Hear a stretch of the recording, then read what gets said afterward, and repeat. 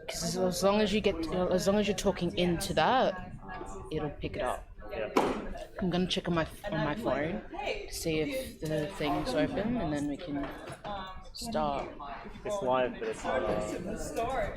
It's not what? Picking it Oh, up. oh yeah, look. Totally Okay. fine. Can you see the audio there? So. Alright. Just gonna go on YouTube. I'm just not sure if it's clipping as well. Like the microphone might be too loud. Yeah, that's why I'm checking to see if it works now. So, Let's go to CW schedule. Here it is. Yeah, it says we're live. One watching. it's probably microphone. Yeah, that's why So Oh, is it's it- laggy though. Works now. Oh, that's fine. It's not stream, it's fine. Alright. Can you send me that link on Discord because I need to send it to a few other people as well. Yeah, I'm gonna be like, this is where you need to find it, and then you can send it to people. Yeah. Oh, the link. Can you send me just right now to Discord? The Discord's right there. No, like the YouTube, that your YouTube channel to my Discord. Oh, you didn't say YouTube at all, so I was getting confused. Sorry. It's okay, it's all good. Yeah, probably just videos.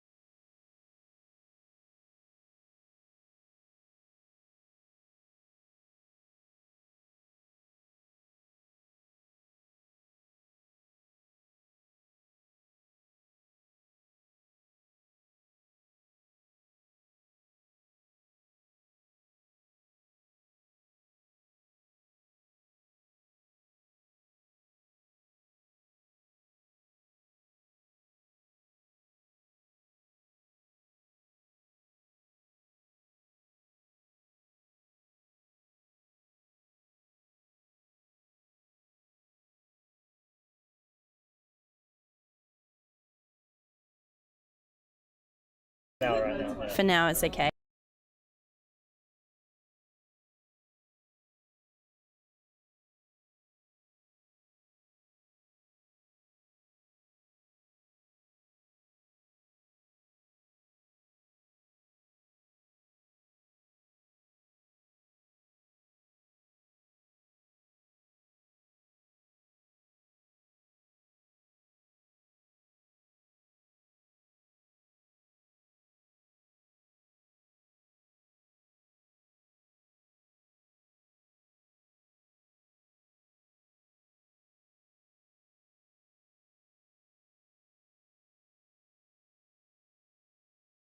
Hello? I can hear myself then, couldn't I? Nah. Well, I don't want the see- speakers on, actually. I mean, The speakers should be on. That's what I don't really understand. Like I can get Brecken to come in here. Yeah, don't lie to me. I remember when I didn't know like that websites didn't, some websites didn't show the Australians. I would get mom with my mom and be like, Mom, look at this poster, it's only $15. Can I buy it? She's like, sure. Then I want to figure out that's a projector. That's fine. yeah, we don't have to have I suspect that it is like what you have Brecken. Here's like 60. And other It just like got drawn out of her We're gonna account. do quick Wait, where did that go? So I think he's just adjusted. So if you guys can kind of sit closer, so that Andy doesn't have to strain his voice, that'd be great. You guys are okay. We're okay. You're We're fine. okay. I just make like Contessa come forward, Shana come forward, or come closer to us. You know. You don't want That Andy way- to cry while he's like. We were doing like drawings. I need to make. Alright. We need the Discord on.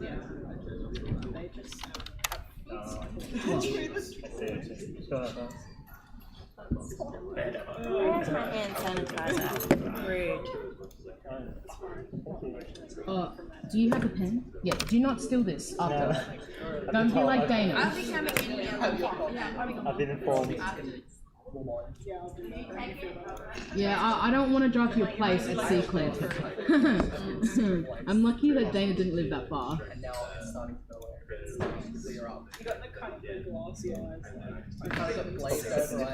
No, it was just Jay. Jay just needed to talk. And now this week feels weird because it's so Notification sounds on.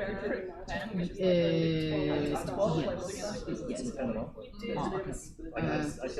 I just probably will like hear it. No. I won't have anything on, like it won't be. But we can turn it off. How do I? You can do that. I just need to. Oh, there we go. Do not disturb. I just need to. That's what you look like. You just need the long hair back. Do this. No, I look like a. There's a link. I mean, that's what he looks like.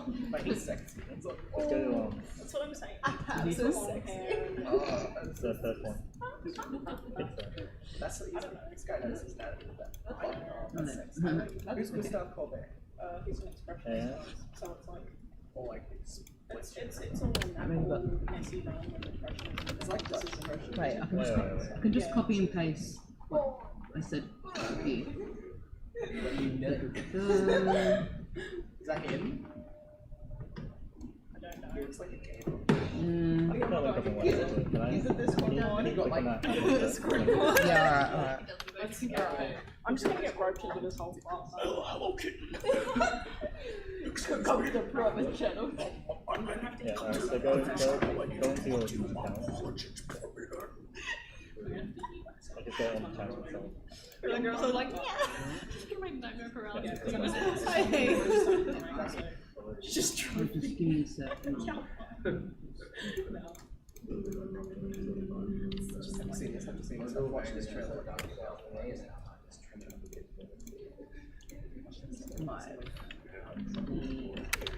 Yes.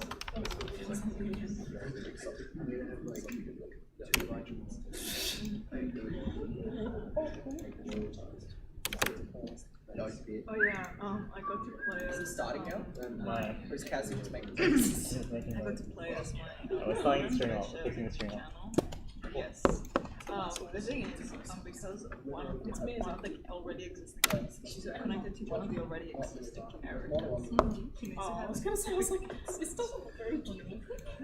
Good eye, am I? She's Australian. I would not have expected that from her art. Is she like a And then I'll fix the I thought you shit were up. Australian.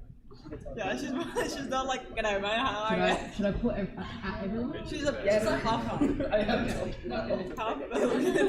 like animals. No. I feel like I literally don't care about anything. I'd rather do that than people not know the labels. That's the concept also in Australia. And he's an Australian, he's American. And like, I need my voice documents. yeah, basically what happened is Yeah, that go guy on the that's questions on the channel just in case you get people to get remade it so There we go. kill In case you get people.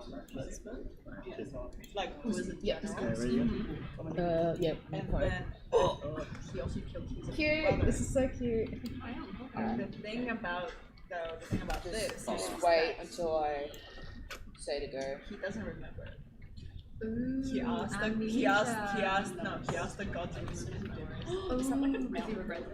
Let me know when you're ready. I can't present it on the But she I like to knows, see she's this like, thing. she's Yeah, like, it's, oh, you're putting everything that we've put on here is No, it's like as in, okay, so do whatever. Yeah, and then it says display settings, and then yeah, there you go. Yeah, no, it's on the screen. Minimize. hell yeah, I don't do that. Oh, you should use that. Yeah. The You can get started. Have you tested this like? Yeah. Okay. you can use like a bit of Alright. Hey guys, so welcome to Intro to Gesture Drawing with Andy. I'm Cassie and I run Sketch Club. Anyone who's new to Sketch Club, hi to people at home. This will be running for about 2 days, so today and tomorrow, from 12 till 2. We might be running a little bit over time, but yeah, just keep that in mind. We've got a very busy week this week. We've got about 3 workshops, not including the one for tomorrow. So yeah, if you're interested in those ones as well, look at the flyers around. And yeah, take it over, Andy. Thank you very much. You want to turn off the lights? Oh wait. Shit, you gotta. Cheers. You want to turn off the lights? Yeah. Yeah. Alright, so intro to gesture. I'm Andy Huang. I'm second year student at CW. I've been studying gesture for about 2 years recently. I've just really focused in and summarized what I've kind of gathered. This workshop's in the format of basically just trying to teach someone for the first lesson, someone who hasn't done much life drawing at all, what they want to get into in the first lesson and just how to actually go about it for the most part. The second lesson's a bit more heavier and info dumpy. It's pretty much a summary of Force by Mike Matisse, and it goes very in depth into rhythm and how to analyze rhythm within your gestural images. Alright, so yeah, schedule. Let's skip a slide. No. So yeah, we'll start with defining gesture, then I'll talk about the applications of how you actually use gesture, the core concepts that we're covering, so the basic theory, demo if we have enough time, hopefully. I can't promise it won't go like shit, but fingers crossed. And then there's exercise / homework. If you want feedback for the day after, I can do that for you. Yeah, I'll do my best. If you have any questions throughout the presentation, just yell out for them. Yeah, please ask questions. I love questions, and I'll fill out some of the time as well. This is my art, I'm at Andy Huang Art. This is me. Yep. Just give me a follow. Smash that like button. Let's go. Alright. If you have any questions about the workshop in general, or just questions about art theory or whatever, just throw me in the DM and I'll answer them whenever. So. Yep, so these are the 3 books I'm mainly referencing. The first 2 books, Steve Houston's Figure Drawing and Michael Hampton's Design and Invention, are the basis of what I'm mainly teaching today. They're both general figure drawing books, but I'm covering mainly the gestural aspects of them. For Michael Hampton, it's mainly the first about 20-30 pages, which is just insanely dense about figure drawing.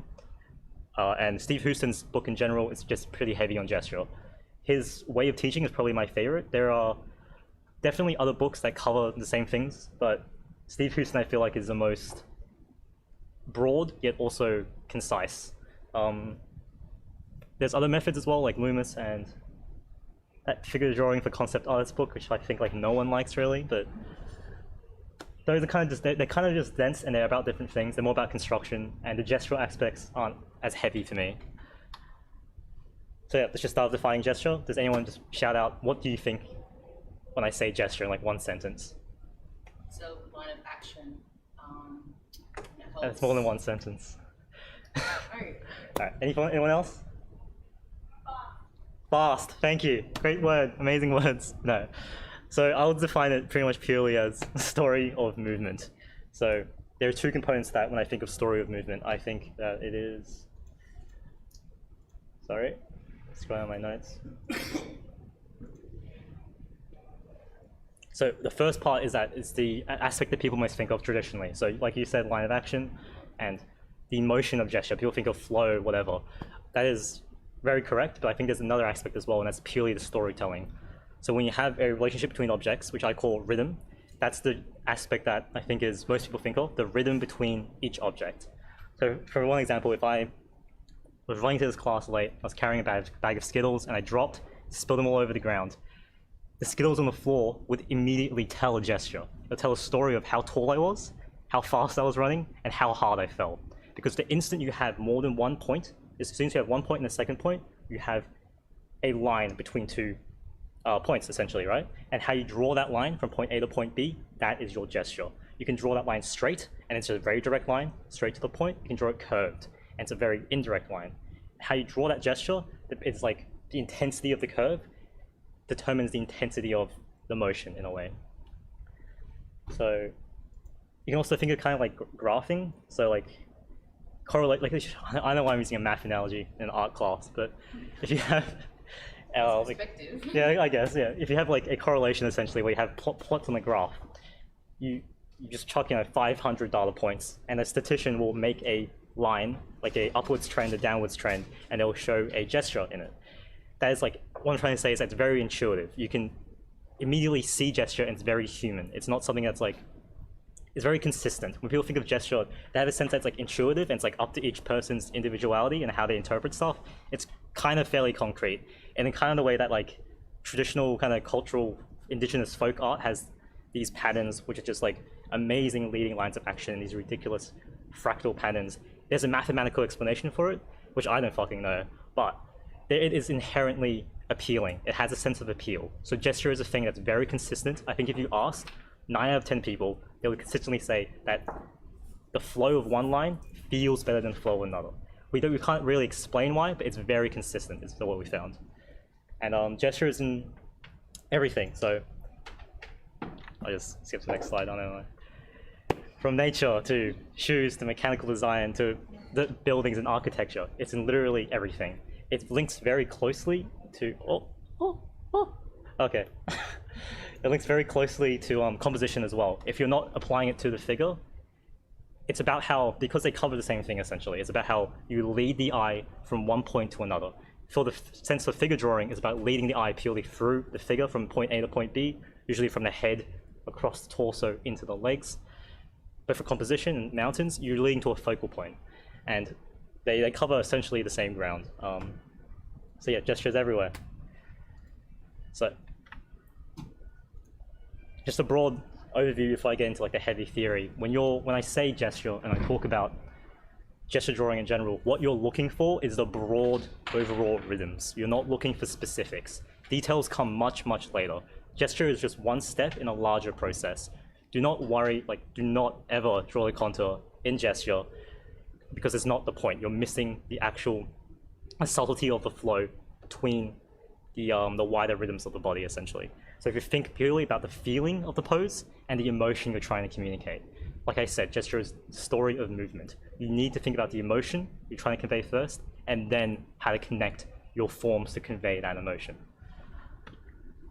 So, oh yeah, okay. Last little note before I start on the actual theory. What's it actually used for? Because it's kind of abstract. Like people just drew little stick men all day for like 5-6 hours, and then they go back home and they draw like a character design and looks like dog shit. What is it actually used for? The main use for a lot of people, mainly character designers, is for posing. It's about how a story of a pose and how it conveys the character, the character essentially. By doing a lot of gesture drawing, you can be better at posing and acting in general. That's why animators do it a lot. And also just be able to rough out poses extremely quickly. The other side is having that proportion. You you can learn how to do composition. You can learn how to guide the eye through compositions, and that's very especially useful in illustration. When you have like a million little flowy little tidbits like cloth and shit everywhere, you need gesture to group these objects together. Otherwise, you just have chaos everywhere. Gesture is what guides the eye through the composition, and you need to know that stuff in order to make illustrations that are especially glossy without confusing the viewer. And yeah, we'll start with the first thing, line of action. So this is just, to define it simply, I'd say is one simple line that describes the emotion and the direction of the pose. Where is it going? Where does it stop? Think about if a person is like running, they are essentially perpetually falling. The line of action has to reflect that perpetual motion. The line of action of a person running will not be stable. It will look like that line is going to fall at any moment, hence it'll probably be past 45 degrees. Where does it stop? The line of action generally stops at the floor, the center of balance of the person, only in contexts where the pose that they're taking is actually balanced. In any other pose where they are in motion and they have lack of balance, the line of action will change. This is absolutely completely core to what gesture is. If you don't have the line of action correct, everything you build on top afterwards would probably be wrong. You need the line of action because it is the one line that will describe the entirety of the pose. Everything you build on top is just the foundation. If you build on top of a shitty foundation, the rest of your drawing will not make sense essentially. And this line can communicate emotion. Just like I said earlier, this pose is just like a man with his head down. He feels sad because the pose goes down. He stands up and he feels sad. Proud, the chest is up, and serious as well. One aspect of gesture as well is that people think that when they think of gesture, things have to be flowy, but that isn't necessarily true.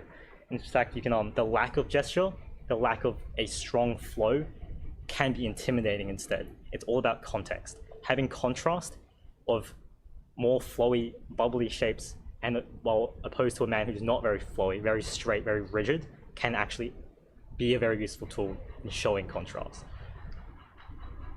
So this is the second theory is that all poses can essentially be broken down to CSI, which is these three curves: a C curve, a S curve, and a straight. Essentially every pose, pretty much every pose in the world actually that I can think of will be broken down into this curve, or a version of this curve. This also applies to drawing as well broadly in the fact that you can make a drawing purely out of C, S, and I lines. It's not necessarily the most useful theory I find. I think it restricts people too much and it makes them think too rigidly about how they want to draw. But I think it's very useful for the line of action specifically.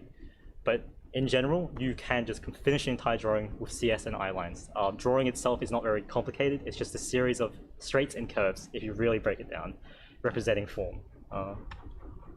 Yeah, and it generally follows the spine, just like in these examples.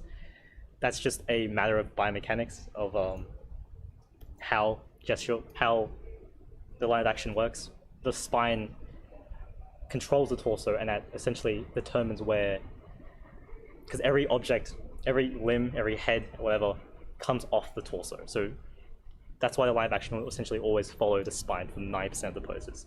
There are some exceptions where if a person was essentially like their head was tilted to the left and their arms were like essentially doing a C, the line of action would not necessarily end at their head, but rather end at the tip of their arms because it follows their line more.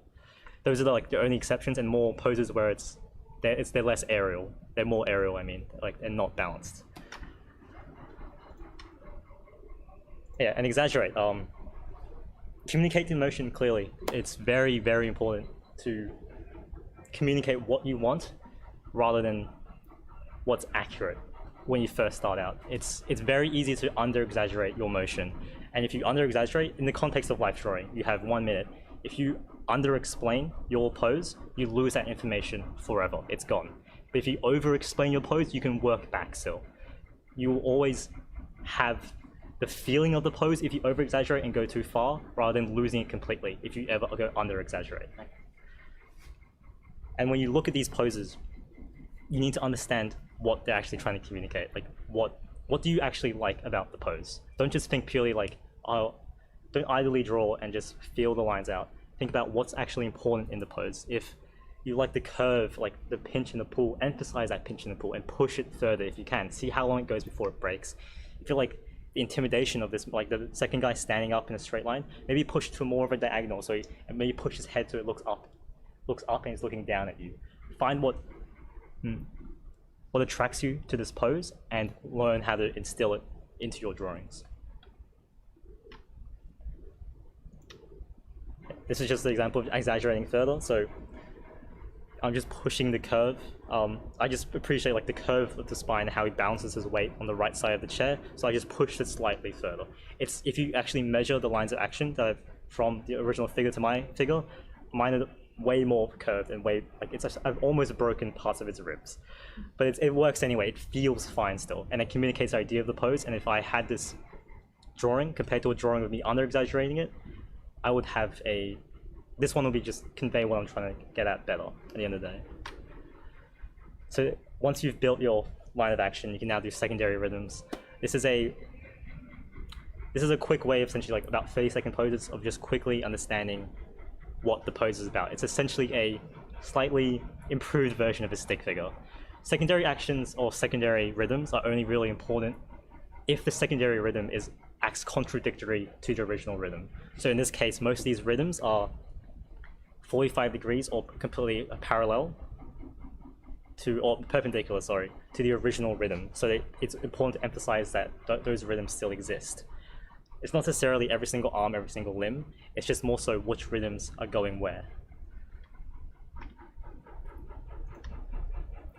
This is more of a general figure drawing advice, but it's about the three major masses. You have the heads, the ribs, and the pelvis.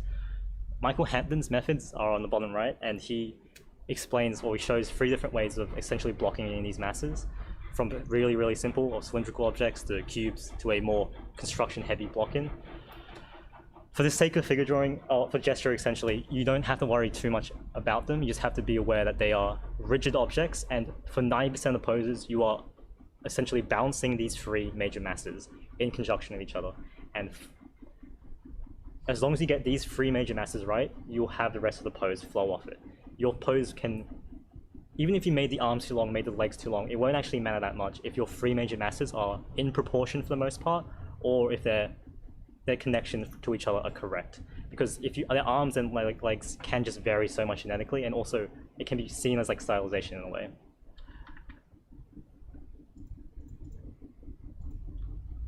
If you don't, and if you don't like the simplified version of construction, if you want to go further deeper in, try Loomis methods. He has a mannequin that's insanely detailed. I think way too detailed for 90% of drawings, but I think most of the time you can just get away with just forming cubes and building off it. But if you want something more heavy in the construction and more alike the final product, I would look into the Loomis mannequins. So just a quick note on balance. You can find the balance there are several theories on balance.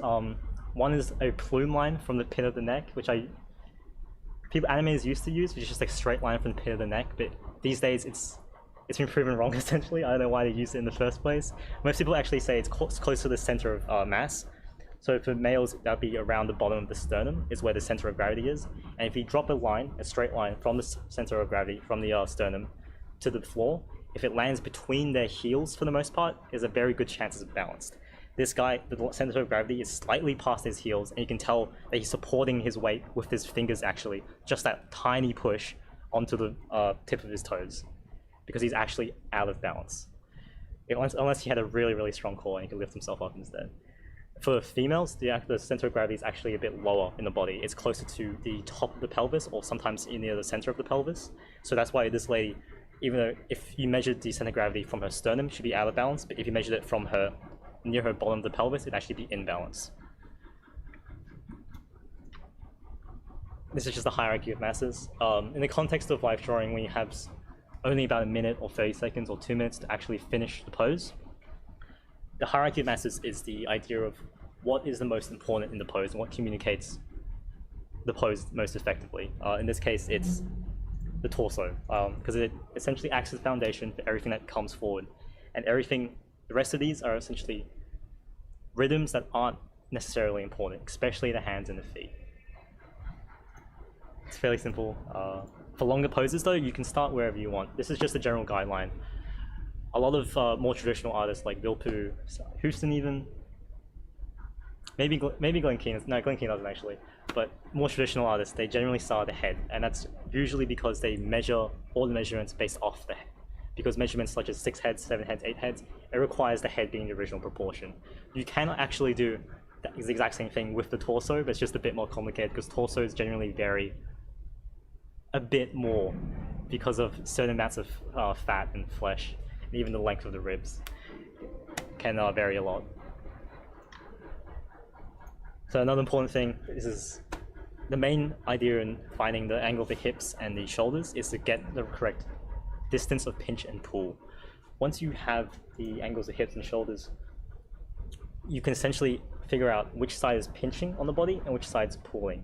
And you can draw a just literally straight line across. And once you have these two lines and you transfer them to your page, there is a fairly good chance your pose will be correct, like moving forward.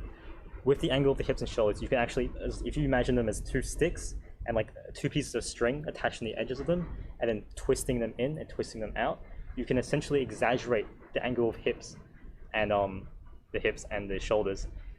And when the string starts giving away, that is when you're pushing it too far, because you feel the tension in your hands. That's a way of exaggerating the pose. Poses in general, the closer you are to 45 degrees, the more dramatic it is, because a straight and a horizontal are just very stable lines. So the most dramatic version of those two is in between of 45 degrees. And you can, in real life, you can also just measure it with a pencil. So if you have a pencil, you just straight up put it across the figure and go down to your paper and just do the exact same line across.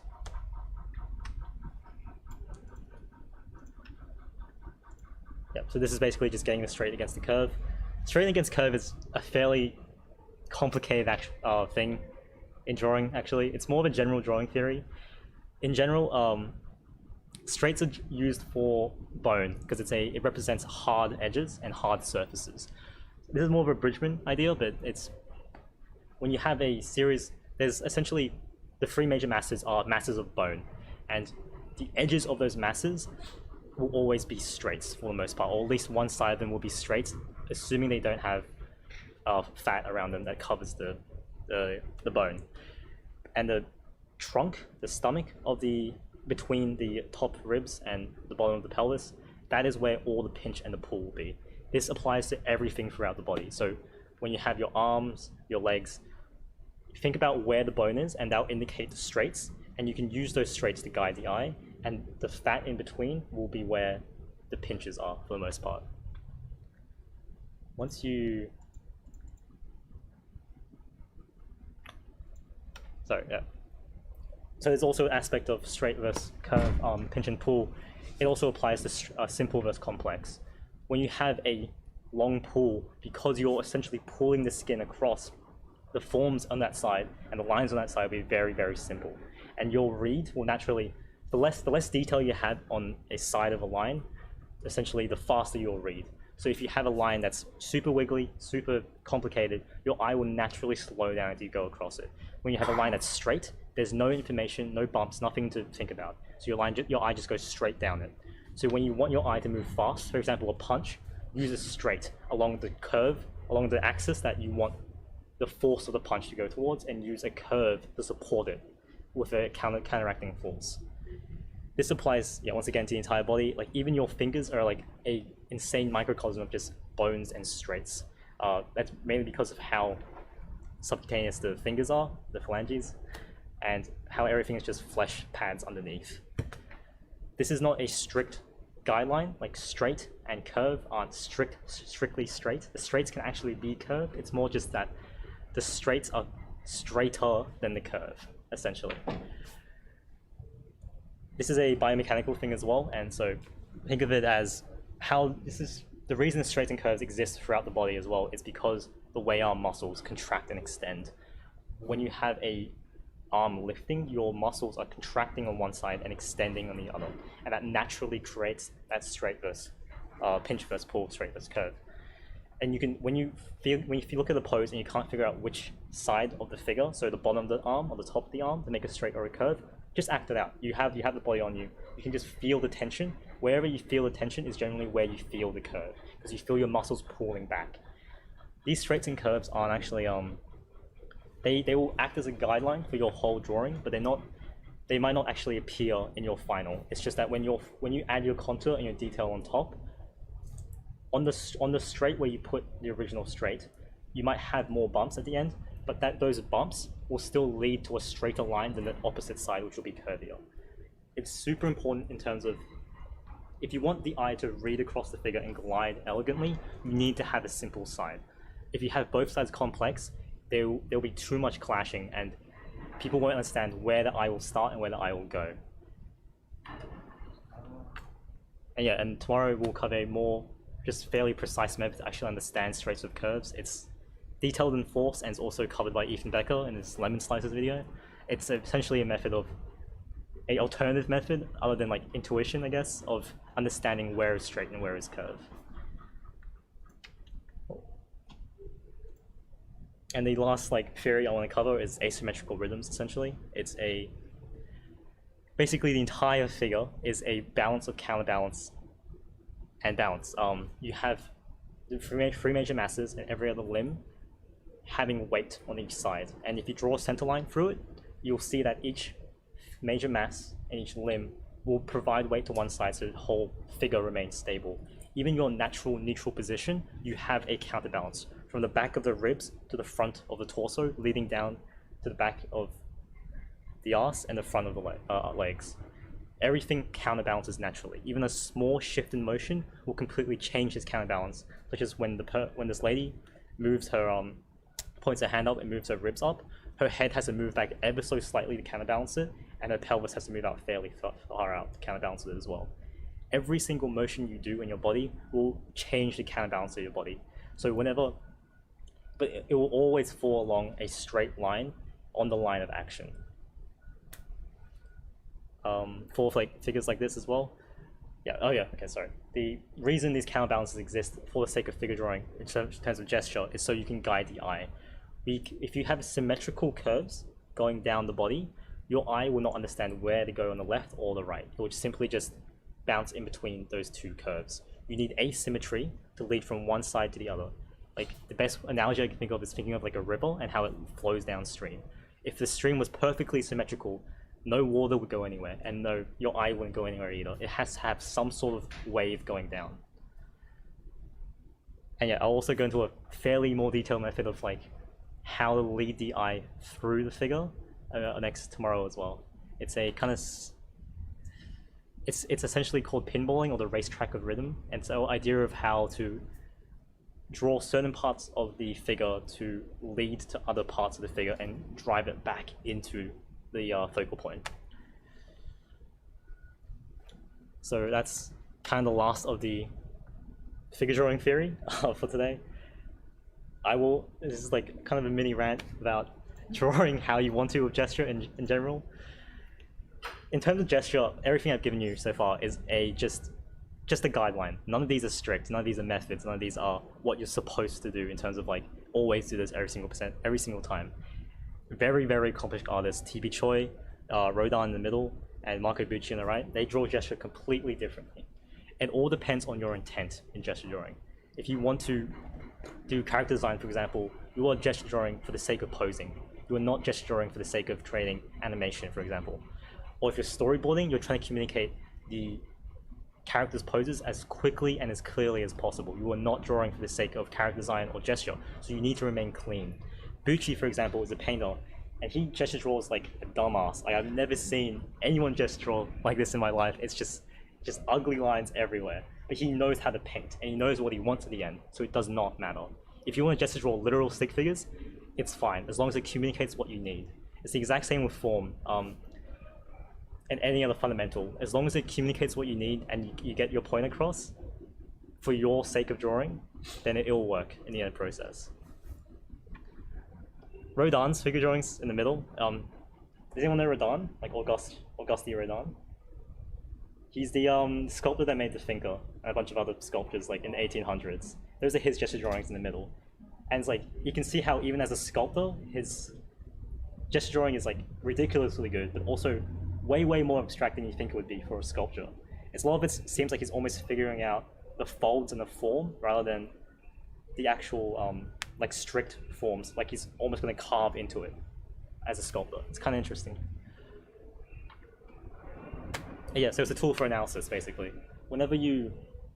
Oh, sorry, let me throw it.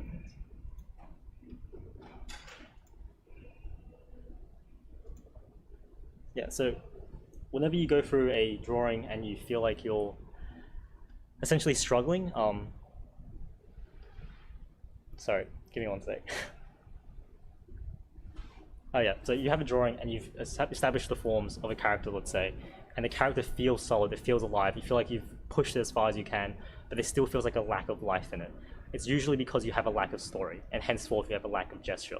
The pose of a character is, other than the actual design, is the most direct way of telling the emotional, internal emotion of the character.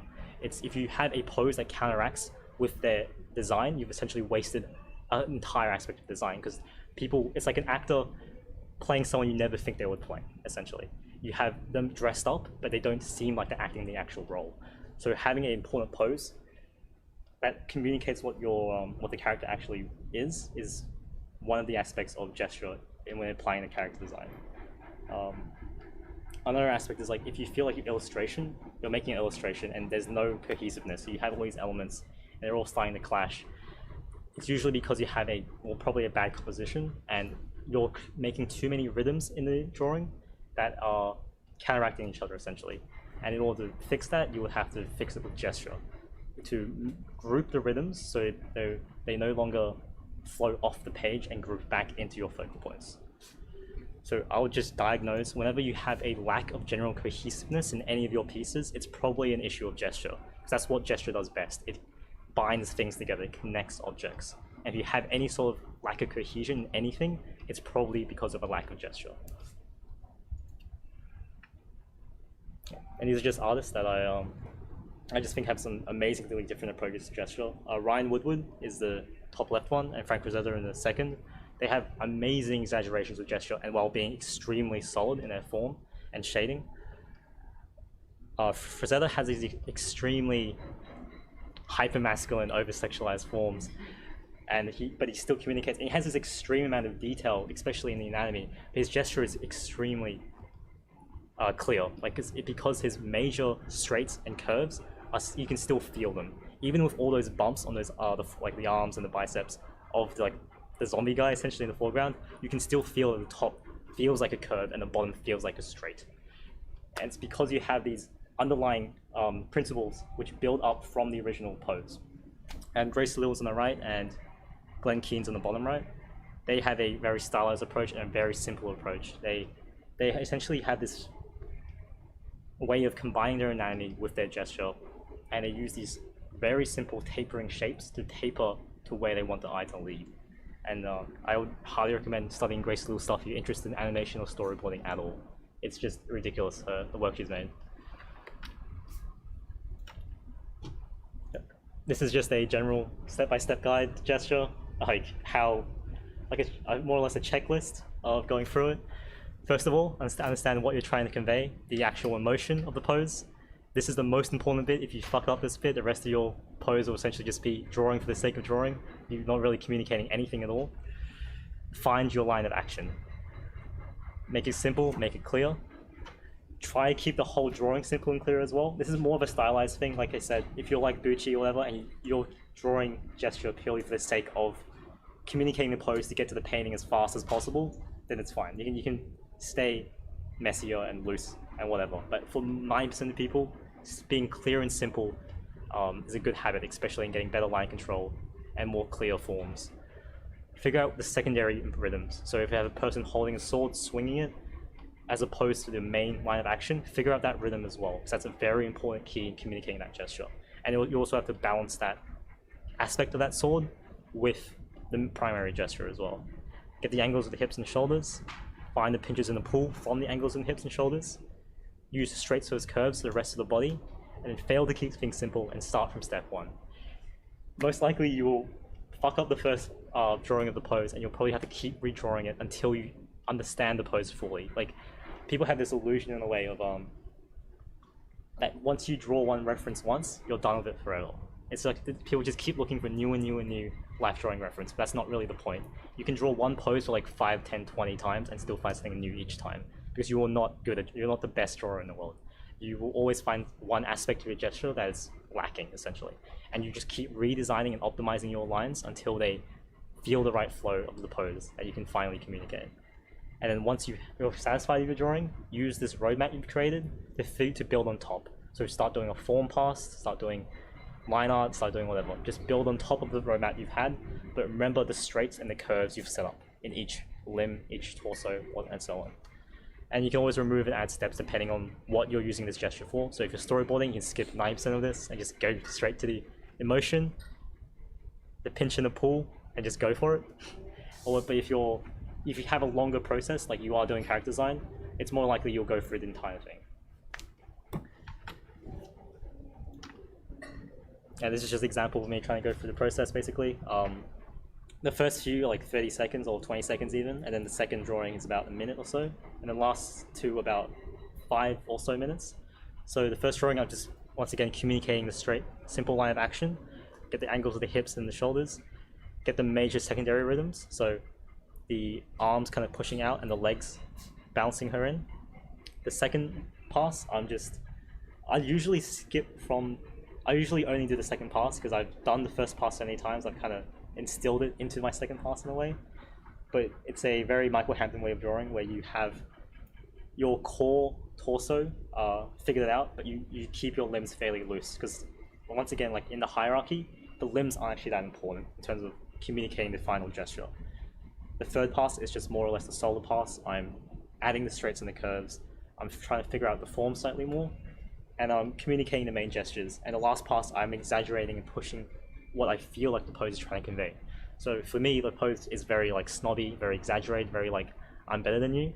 So I pushed her head up higher, made it slightly smaller, stuck up her nose slightly, made her bun really large, made the legs longer to like have this kind of grandeur around her, and pushed the arms in slightly. There is like, generally I feel like it has a pretty good sense of cohesion, but like already I can really tell that on the right leg, for example, that calf leading up to the thigh is like I added a straight on the left side and there's a straight on the right side. And that's like one of the main aspects of this drawing where I think like it just immediately kind of falls in a way because I've lost that sense of rhythm compared to everything else. It needs to be cohesive in order to have gesture. And that's just, yeah, that's pretty much just an example of the process. In terms of exercises, like how to actually apply all this stuff now that I've taught you, life drawing is the main way. Doing timed poses. Be very, very focused in life drawing. Tons of people go into life drawing and they just don't really have an idea of what they're going to do. They can't just go ahead and they just draw. That's completely fine because in a way that's a skill of its own, and you're practicing essentially taking a drawing from start to finish as fast as you possibly can. That's a completely fine skill to practice, but it's not. What flavor did you get? Huh? What flavor did you get? Fashion mango, the best. Also, don't forget we've got some YouTube stuff. Oh yeah, my bad.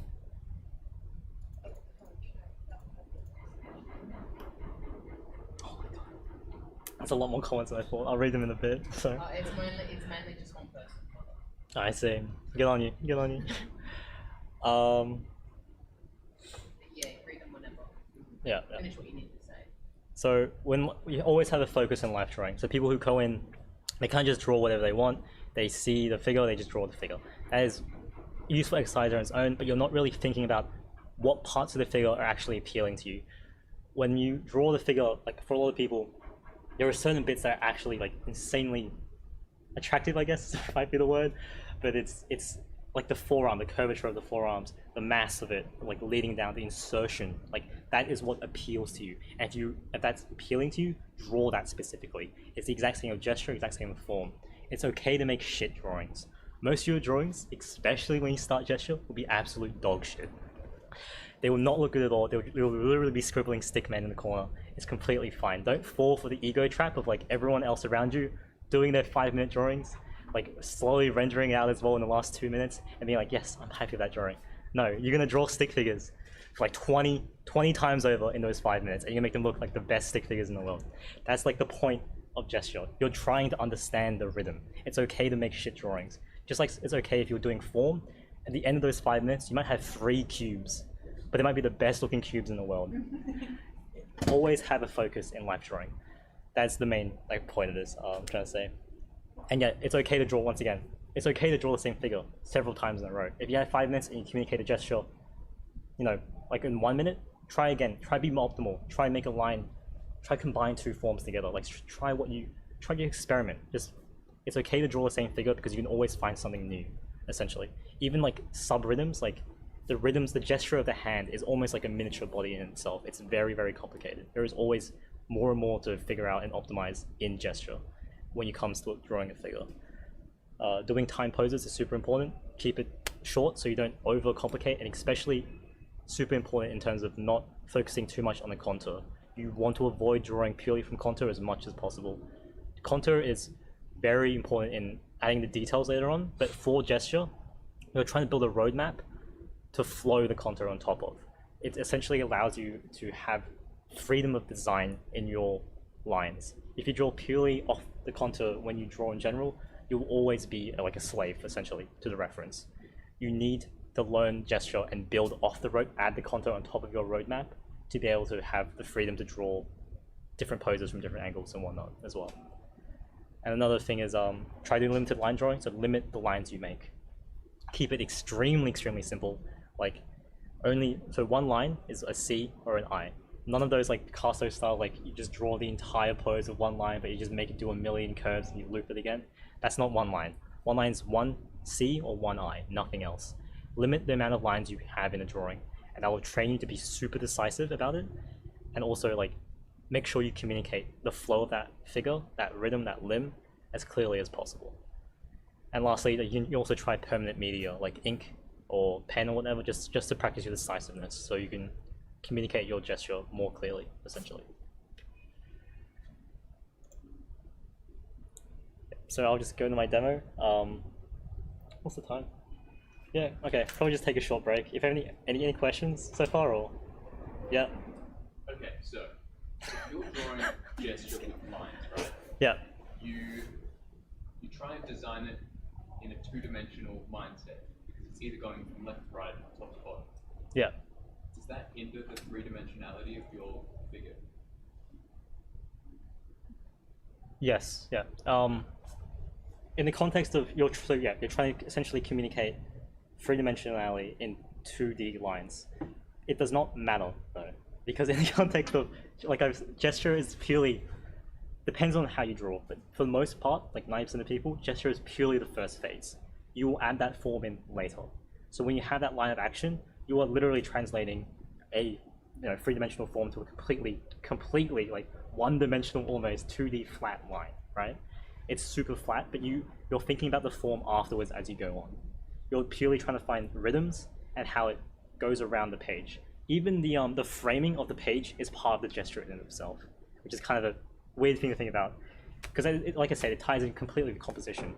You need to think about where, like if you have an arm, you can literally cut an arm off on the edge of the page, and you can like Pac-Man, like put it on the other side of the page, and there will be actually a subconscious flow where you have one arm going here and it'll continue back into the page, even though on 2 complete opposite sides. You can do that with composition and gesture. Think about the framing. Yeah, so yeah, you're right. Like gesture is essentially translating rhythm into a completely 2-dimensional format, and not necessarily trying to convey form yet. Any other questions? Oh yeah. Are there any questions on the actual YouTube chat, or? I think there was one question. Someone asked, is it important to draw the gesture quickly? Alicia, okay. There was another one, Jake. Yeah, bit clouded. So is it like using wire to get clothes of the sculpture down before coming in with adding oil and then clay? Like armature, I guess. Like if you're like sculpting. You have the armature use set up. Yeah. And then you get clay on top. Is that what you're asking basically? I guess it's kind of similar, but it's only similar in the sense that like the wire probably represents the center of mass, and like it goes along the same as the spine. But I'd say probably not really. I don't really sculpt, so I can't really say. It follows more when it comes to like physics. Yeah. So, like. Arch is like literally about like almost like building. Yeah. Yeah. So it like. Yeah. Follow the same. If that guy, if he wants to see a good gesture sculptor, man, look up Oh, yeah. Simon Lee, Spider Zero, Instagram. Okay. I know Alicia done. Sorry. It's important to draw a gesture quickly. It's important to draw it quickly in the sense that you don't want to fall in the trap of drawing contours. I feel like the longer you draw gesture, the more you just end up being like, I'm just going to draw random little lines that I see. Timing it makes you rush to get the pose down as quickly as possible. So I'd say like, if you're starting out and like just drawing and you literally can't finish the pose in time within the 30 seconds to a minute, it's completely fine to go higher and higher and higher in terms of time. Go as high as you can until you can finish the pose. But there is also like a counter to that, where it's like the reason you can't finish the pose is because you're literally focusing too much on the details and you're not focusing on like the actual flow of the image. I think kind of the sweet spot, like that most people, on average, most people can finish the pose in about 2 minutes. And if you can't, like in gesture drawing, and then eventually go down to 30 seconds after like, I don't know, even a month or two, realistically. If you can't do it within 2 minutes, you're most likely just focusing too much on the detail for the most part. Alright, any more questions? Sorry that's a bit like, just a hard info dump. And I talk kind of quickly as well, but yeah. Alright, just take a short break and I'll set up the demo. Thank you very much. Maybe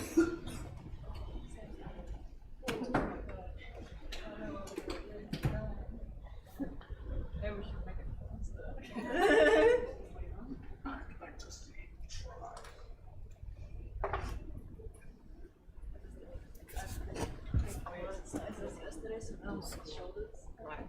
Like the call on Discord.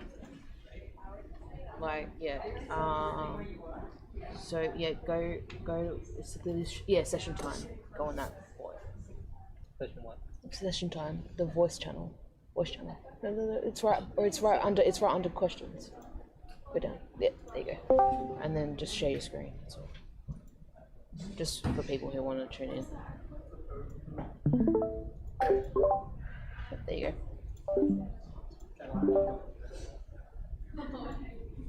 You're doing really good. What? Cheers. Now you're intimidating me on Friday. It's my Friday class. Then again.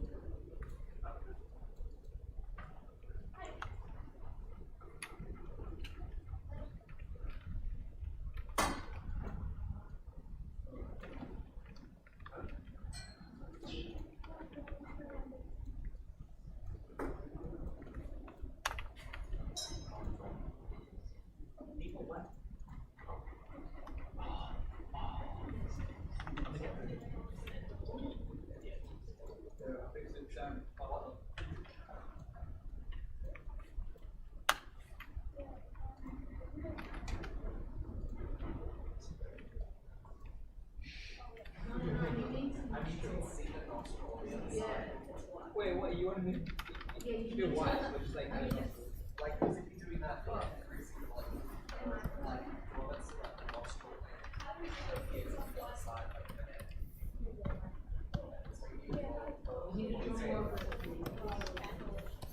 Literally, just like.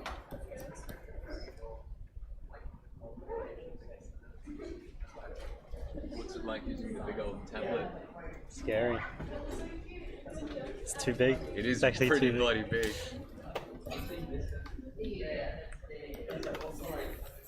Damn. It's like the pro gamer setup and everything. Got like the keyboard like far up to the side and Yeah. the mouse. It's a gaming mouse as well. Yeah. Yeah, very ergonomic.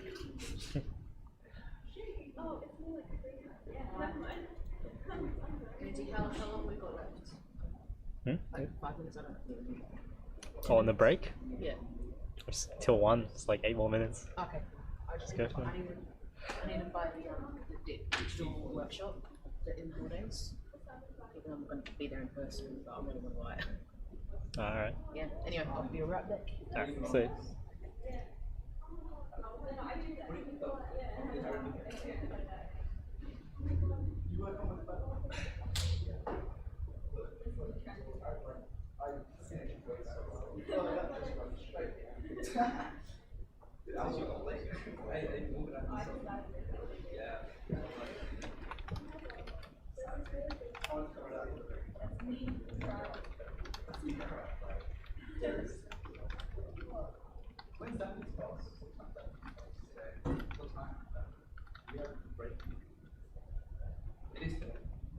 Duncan. It's next week.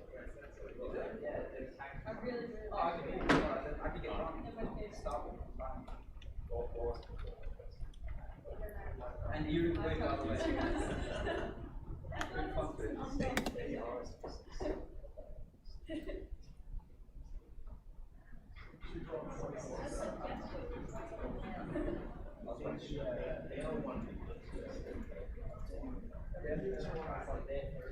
doesn't matter. Wait, no. Oh yeah, that's what I was looking at. I was trying to get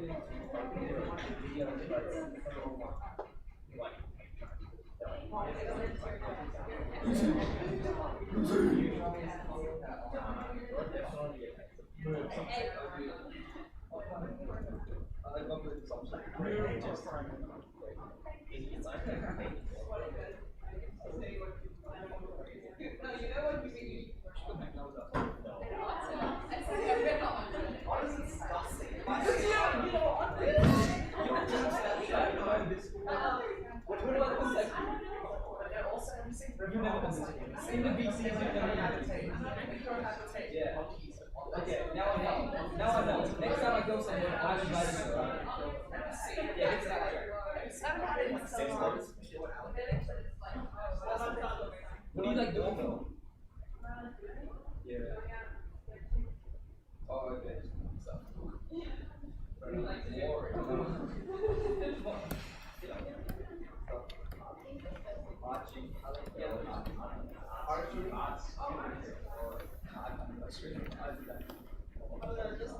Oh, we need to do like a sketchbook board.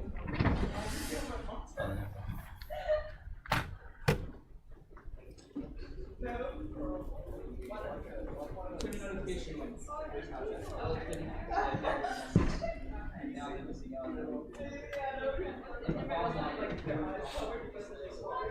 Yeah, it was on Snapchat. Yeah, and then Nick Gao. Hello. Is that how you feeling right now?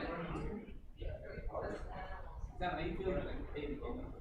Watch this. Watch this. Watch that. That's not really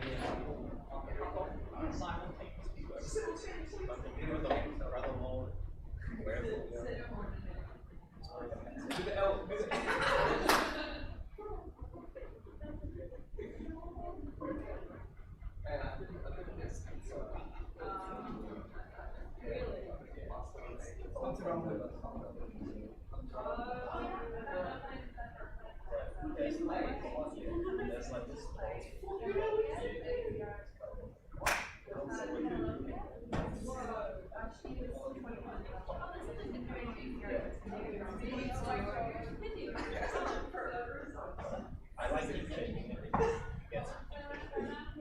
We had the same reaction.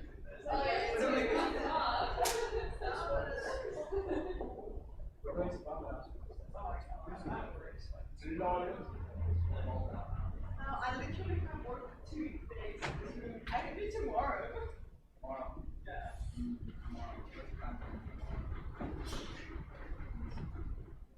Tomorrow's Tuesday. Do we have any schedule? Yeah. Oh yeah, yeah, alright. Yeah, we can do something. Yeah, that's what I'm saying. Let's get like make it look smooth and I Use it anyway. it's a good name though. Come on, look smooth and I My dad walked into like a fake I'm getting it. Lucy with an I. You can spell it with a double IE or just one. What's my brain? What's I? Yeah, that's good. There you go. Just add underscore to that. Or one or two or three. Yeah, it's literally anything.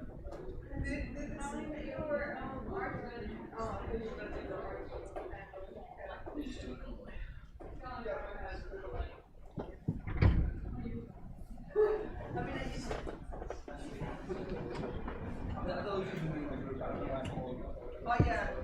What's it called? Can't change it.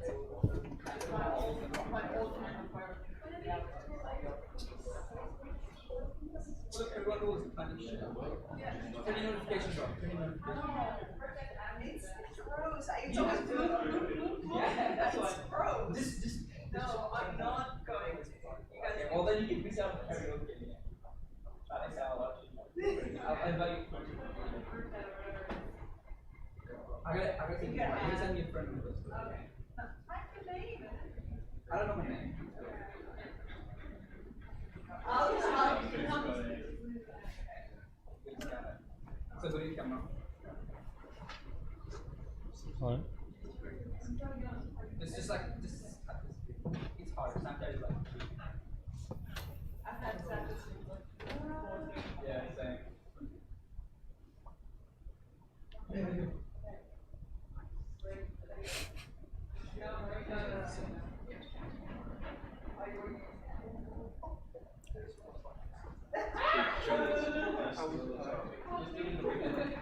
Yeah, I think. Let's see that I age you say that I'm making it too much to like giving it. Alright,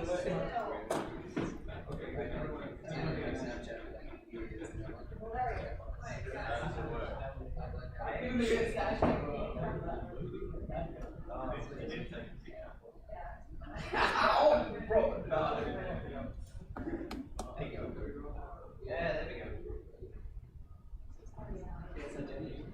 Oh, my God.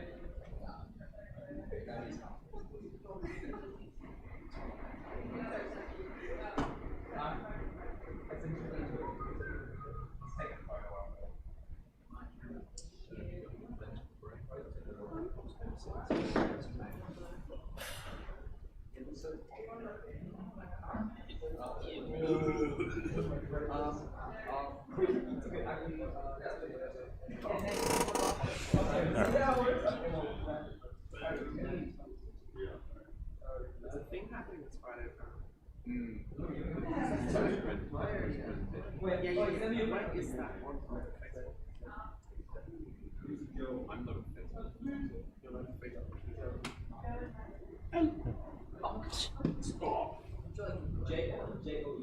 You're not Alright, we'll stop again.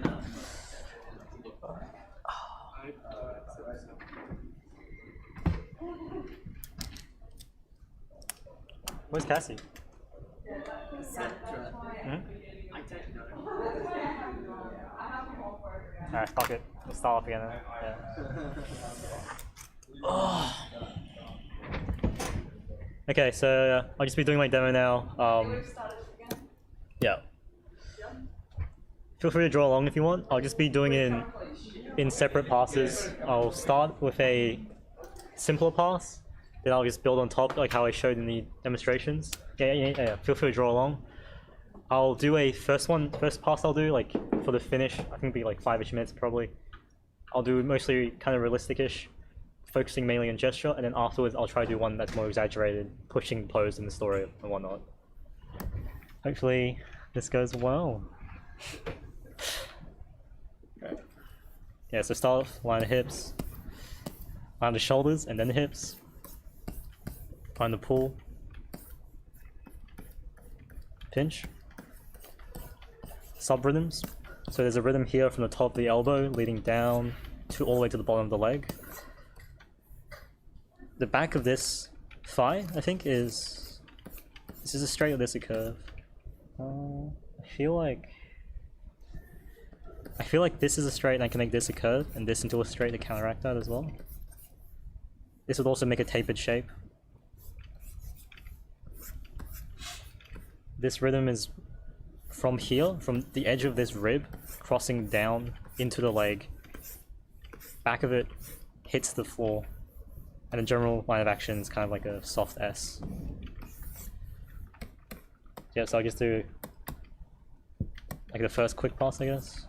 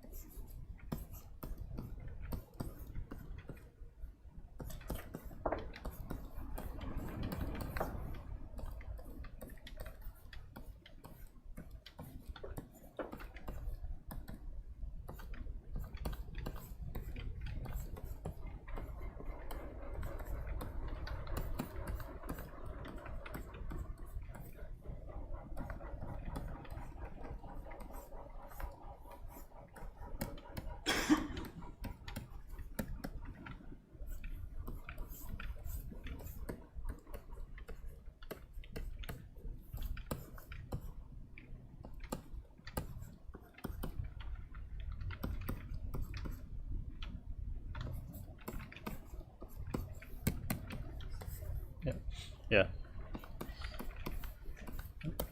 And I'll just build on top, basically, so just copy it over.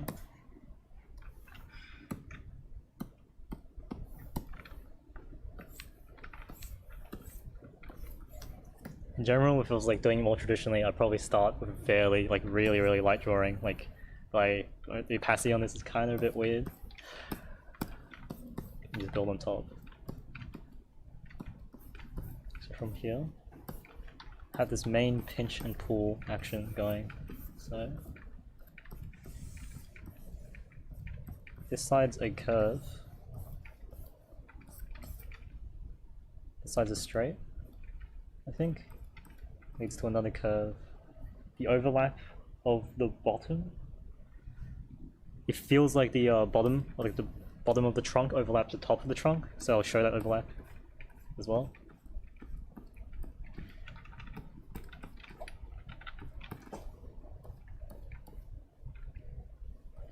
I'll just draw this soft rhythm to indicate the bottom of the pubic bone, just so it makes the measuring of the other side easier. This rhythm here I want to connect, like I said earlier, to this leg. So I'll just imagine essentially like ghosting this line through the entire body to reach the other side of the leg.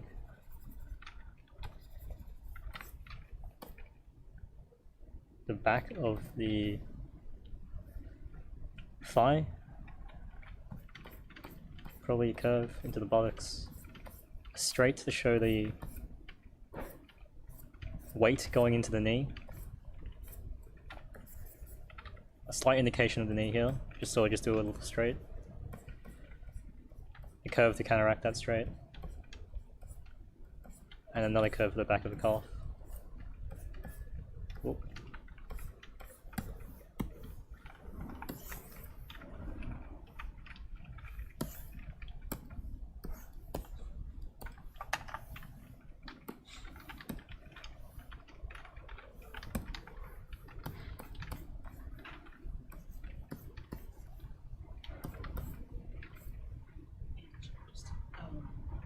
double check.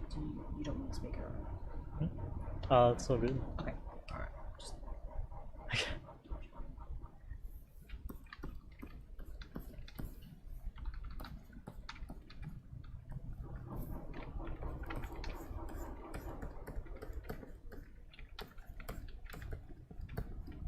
Yeah, so back on the weight of the foot, these feet are like essentially opposite each other. And raise that knee slightly.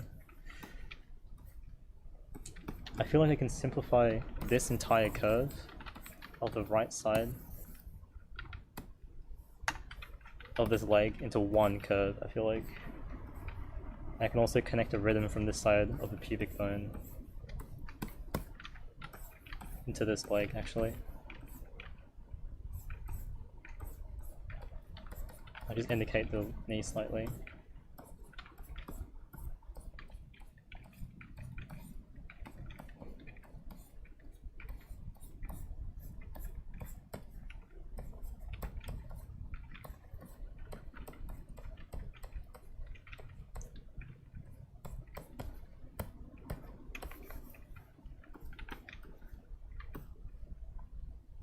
You'll work back into the pinch and pull of the torso.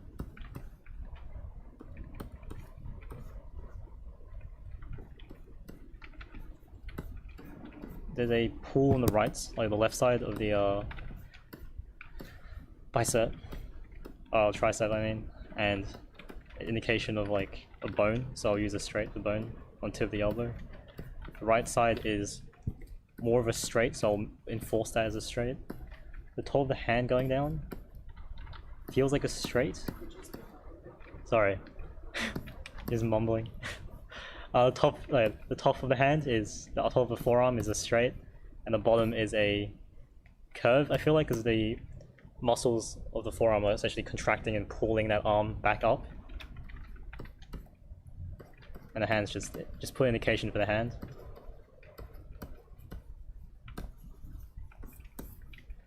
I still want to connect this rhythm back here on the left side into the back leg, but because I want to show that the left leg is in front, I'll just erase the line.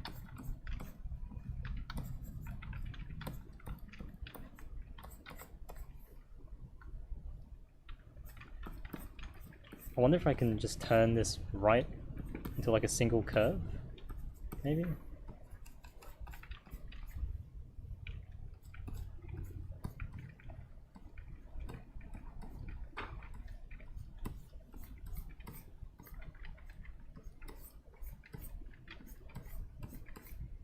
And just leave the soft indication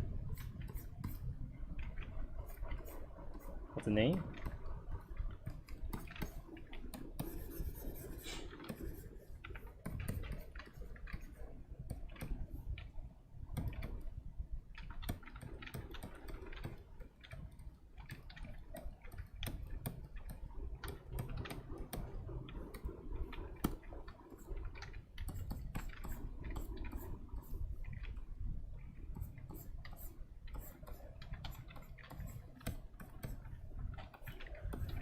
And I'll pull back up into the torso again. I'll draw through the breast, because it's not necessarily important right now. I'll focus back on the torso. This is not angled correctly. I think my hips, the line needs to be closer.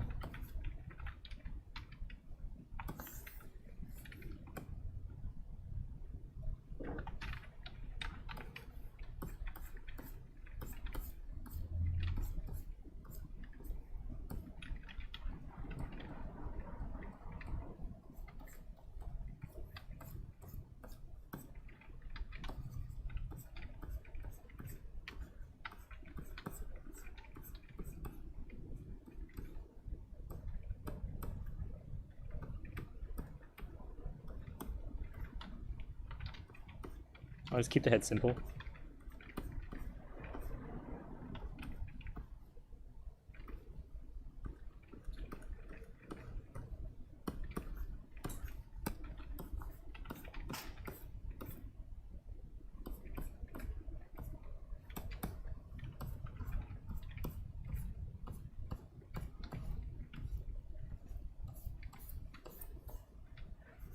Alright.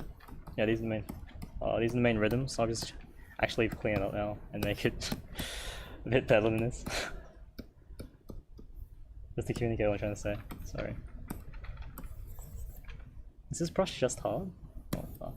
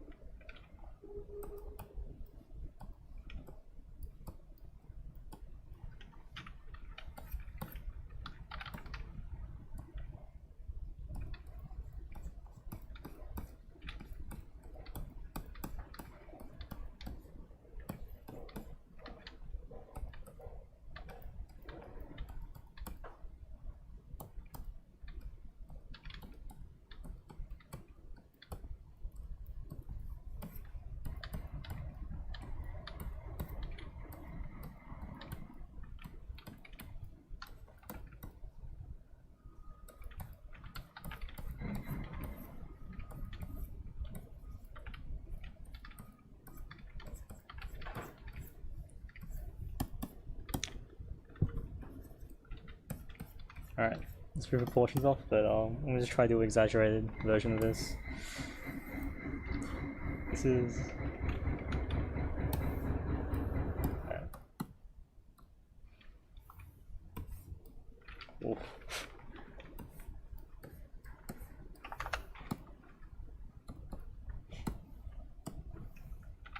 in terms of exaggerating, I feel like her pose is kind of like she's having like a mental breakdown almost. Like she's kind of freaking out, having stressed, kind of like what I'm feeling around it now. But to emphasize this, I'll probably think about it in terms of design. I'd probably tilt her head back down more. I put more pressure into the palms of her hand and her fingers to like force down to her head. I'm not exactly sure why she's on her tippy toes in terms of design. If I was doing the pose again, I might set her heels down, but otherwise, just keeping in the theme of the pose, I just tilt the head down. I'd probably extend the torso in terms of designing the anatomy, like because I feel like that adds to a more sense of like decrepit, like kind of like losing it, almost anorexic in a way. And I'll extend her legs to like show this long line of axis. So I guess I'll just try that out. But the main thing is just tilting her head down and putting more pressure onto the forces of her arms pushing in to just exaggerate that kind of stress that she's feeling.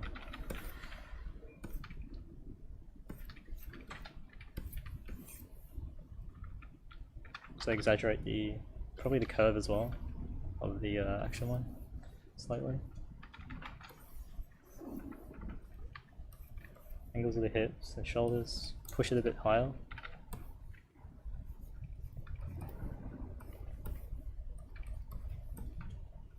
I want to extend the torso a bit, so probably pull the hips actually lower. See how that looks.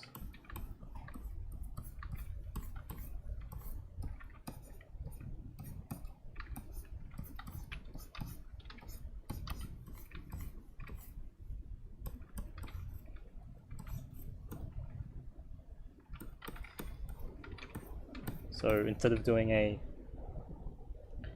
kind of pushing her head in like this, I'm going to pull her arms closer, her elbows a bit more forward. I'm going to try to pull her elbows forward, so it's like really just pushing on her head, like having a mental breakdown.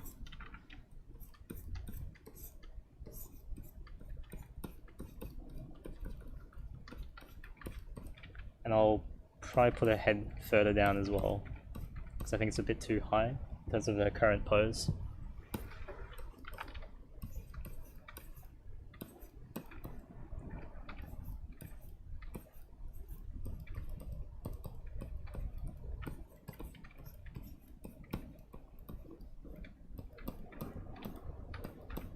I'll keep that other arm around the same position, and I'll extend her legs a bit, elongate her legs, yeah.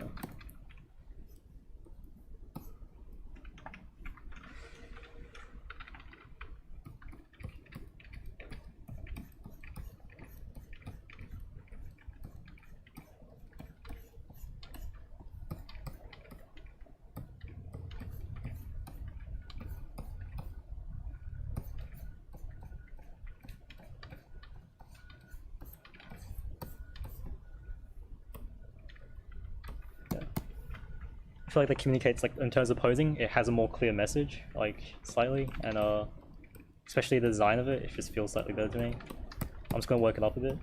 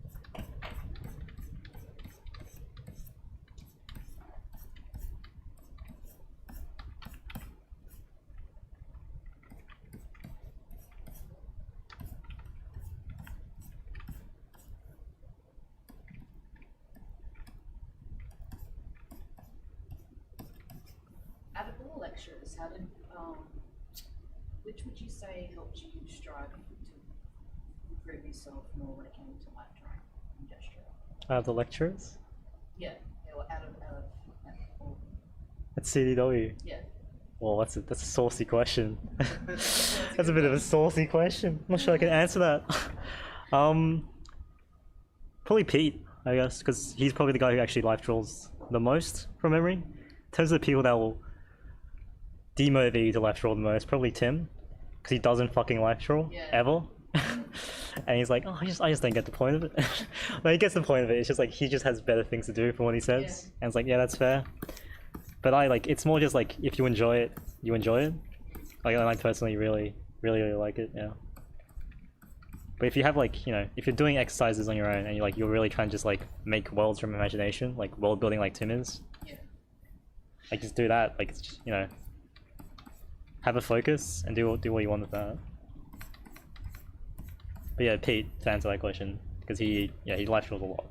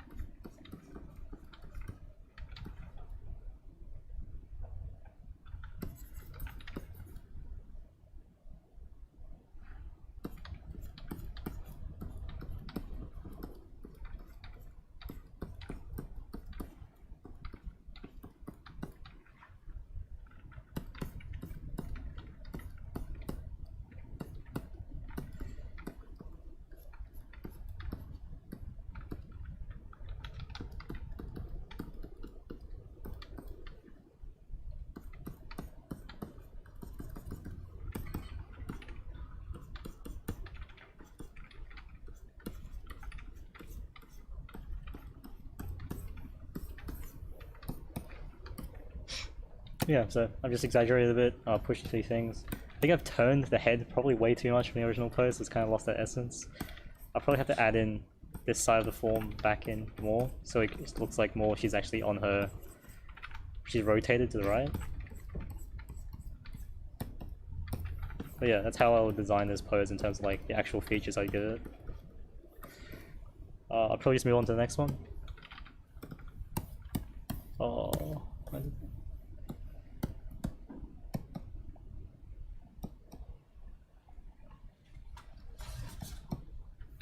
Yep. This one has a really good pull and actually has a really good rhythm throughout it all. From the head, the line of action is just this obvious really push C along the foot. This angle of the ribs, angle of the shoulders, angle of the hips. There's actually like a rhythm from this line that leads across to the bottom, the top of this leg. This would continue through her leg. This rhythm here bounces from her tricep into this corner here, and it leads back down. I think, and this leg here also like leads the eye back into the pose of this leg. There's also like a kind of clear diagonal triangle from like this elbow to here, which is like a nice adjacent, and this also leads back into the leg. So it all kind of like points back into the pose. It's actually a really well designed pose in terms of every single line essentially leads you back into it. But for now, we'll just do a line of action.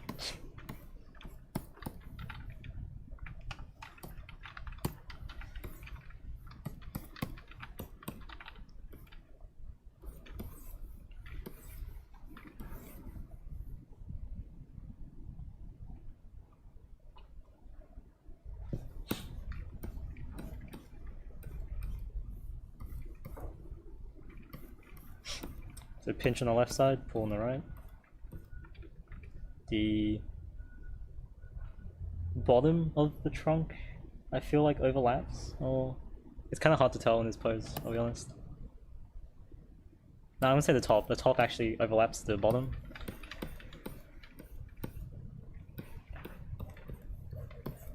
Pull on the right. I'd usually just do a kind of simple shape for the head, but it's actually quite important in this one, so I'll kind of point the direction a bit more.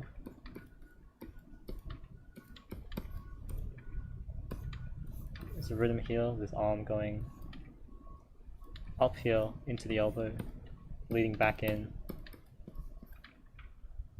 Another rhythm. This right side is a very obvious curve, and the left side of this arm is a straight. And back in.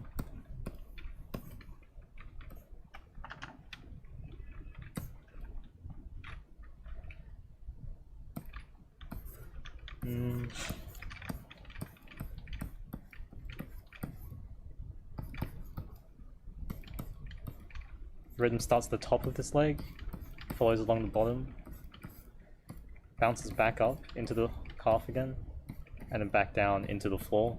And that'll just be kind of the original gesture of it. So I'll just build on top now. When you're starting at life drawing and gesture drawing and everything, is it better to do it traditionally or digitally? I'd say traditionally. Just in general, it's a lot more intuitive. Like even doing it digitally, I'm inclined to like Control Z constantly, and it feels like you can just feel the rhythms like through your hand as you go down. And another big thing is also you can just do the pose. Like if the model's doing a pose, you can just copy their pose like exactly, and you'll feel the exact same weight that it's going through your body. Yeah, I'd say traditionally is a lot easier, but it realistically does not matter in terms of like when you're actually applying the theory. It's just whatever you're comfortable with. If you're more comfortable purely with digital, just go for digital. If you don't want to pay, you know, for charcoal or whatnot, you can also just do digital as well.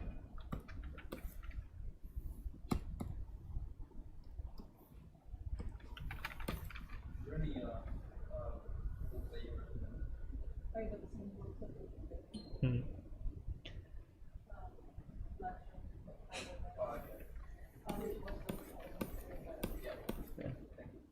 I'd say, yeah, I'll repeat them anyway. But I'd say like generally, just for like the best overall, I'd say probably still Steve Houston. Michael Hampton has more anatomy in his, and his is a super simplified anatomy as well, so it's kind of really easy to digest. But like overall, just for figure drawing, Steve Houston. But there's not as much anatomy in that as compared to everything else. Since like the first step in going into the style of gesture, or it's like like if you don't learn anatomy, you learn gesture. You just like go straight into anatomy. I would not go straight into anatomy. Anatomy requires like it'll be very hard to draw anatomy if you can't draw in general. It's kind of like, yeah, anatomy is more of a design thing, I'll be honest. It's like it's pretty much purely about design in terms of why you want to learn anatomy. Like other people might want to learn anatomy for different reasons, but I feel like for most people it's just learning how to design it, or unless you want to be like a medical illustrator, which is very, very specific. Yeah, so learning how to draw form and gesture is super important. Gesture is actually like earlier I said, it's about the straights and the curves. That's directly related to anatomy, and also it's the muscle insertions and how things pull. Like they all have a motion and a gesture to them essentially. They all contracting, and in order to convey that, like that, especially the squeezing of muscle and fat, you need to understand how to gesture draw pretty well. Yeah, so don't dive straight into anatomy, but at the same time it's like anatomy is very rote. It's just like facts in a way, and you have to memorize the facts compared to like other stuff like form and gesture, which is more like an actual intuitive theory you have to understand. So you can just learn anatomy whenever, realistically. Just don't think you'll apply it that much compared to the other fundamentals earlier. Yeah. And it goes hand in hand. Yeah, they all go hand in hand. Yeah, everything connects up.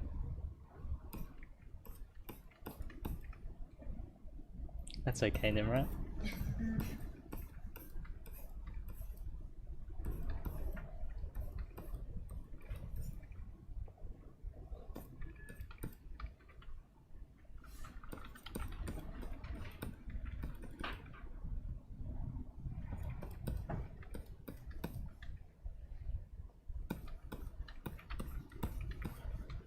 I'm gonna do the curve at the bottom of this tricep, go straight on the top, and then use the shoulder, the curve back in, and that kind of forms this like lemony shape, which tapers at the start.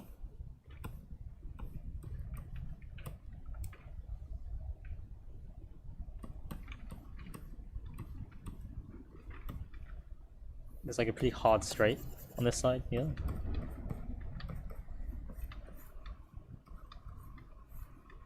I'm gonna try to connect a curve from the right side pulling back into the bottom of the leg.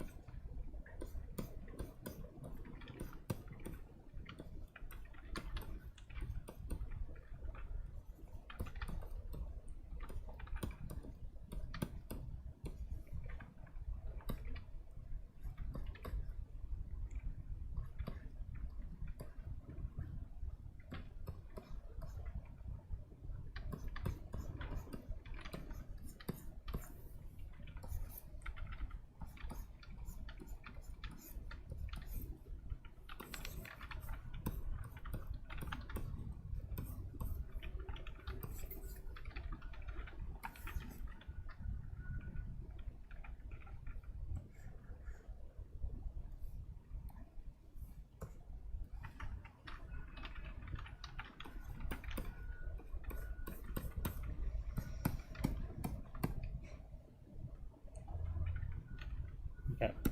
So in terms of designing this, I would, in order to push this pose more, it's like very much a like kind of a yoga stretch, like someone really just like stretching it out, almost cat-like. It's very hard to actually push this without breaking certain parts of her body completely. Like if you push the ribs or the hips a bit more, it'd probably just snap. So you kind of have to push mainly with the arms and the legs. In terms of how I do it, I'd probably rotate her arm in more, because I just want to get that feeling of like stretching out. I would raise her buttock slightly and push her knee closer in, like the far leg here. So it's more like this, and I'd probably raise this heel. So it's like currently stretching this, but I wanted to counter stretch and more like feel like she's pushing against the floor as opposed to like pushing down on the floor. She's pushing against and up. So she's like rising with the momentum. In terms of like actually drawing it, I feel like it's pretty similar to the original anyway. So I might just adjust this and just copy it over.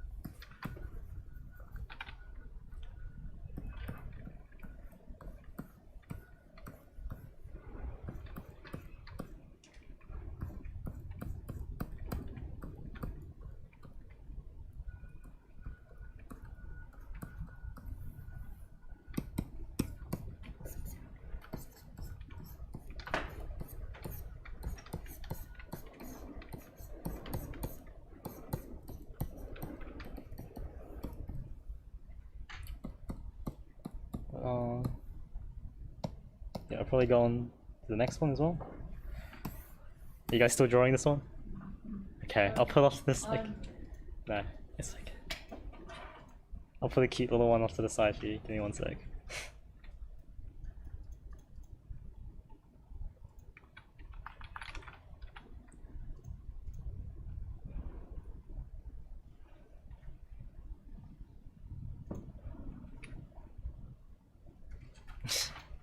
There you go. Can you see that fine? Yeah. Oh. Oh. Wait a minute, wait a minute. There we go. It's like a face cam.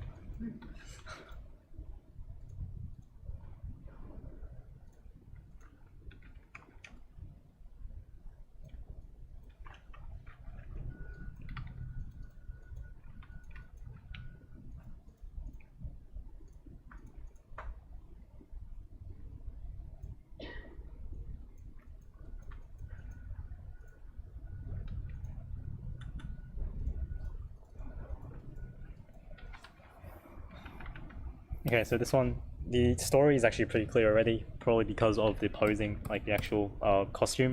It's just like a man hunting, like will be a little rabbit here or something. In terms of pushing it, so first of all, the line of action is just a simple C. An important like counter rhythm, like a secondary rhythm, is this kind of 45-degree angle he's almost got going on. I'd push this to a 45-degree. If I was making it more intense, I'd push this to 45 degrees, and I'd make the eye line meet the same point. As an important counter rhythm, and it seems like he's actually holding this kind of softly. Like this hand seems fine, doesn't seem very tense, but this hand seems actually too. I don't know. I feel like it'd be higher up, so it could like force higher, like harder, or be lower down. Like doesn't feel right in the middle right there. There's like kind of a simple side. Oh yeah, simple side would be this large pull on the right. It'll go all the way down to this knee before going here to counterbalance it, and it's like a complex side will be this pinching, which I'd probably exaggerate a bit more and probably force him a bit closer to the right, so it seems like he's hunting something down there. But yeah, just starting back again with line of the hips and line of the shoulders.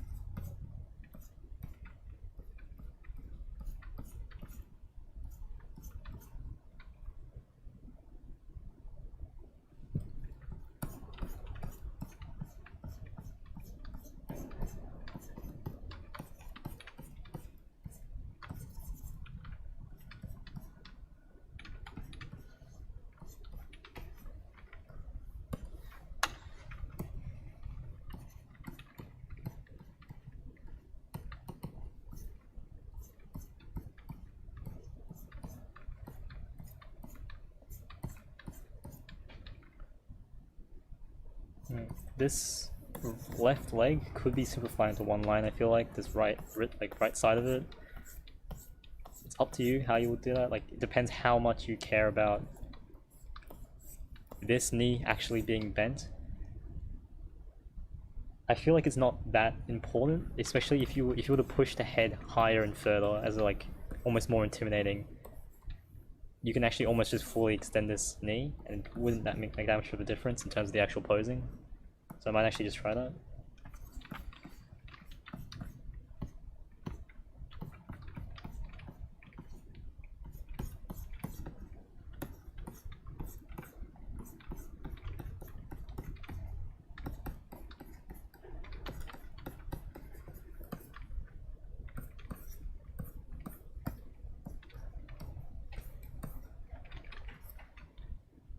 This line cloth is like covering his leg, so I just have to assume where it is. It seems from the force, like if you've done like tons of this stuff before, like posing, it's very obvious that this bottom bit is pulling up like this, and this is just a straight on the top.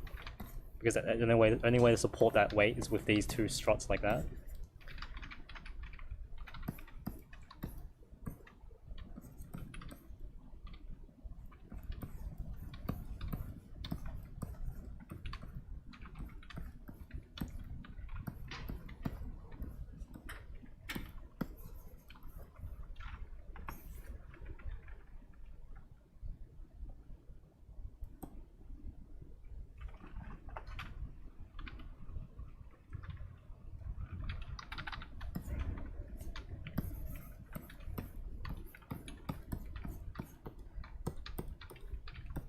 And just with like the angle of the hips and angle of the shoulders, have this like a obvious line, you can just make an obvious line between the heels of the foot as well, in order to see the balance between them, and the just the perspective as well, if they're not in a full flat-on pose.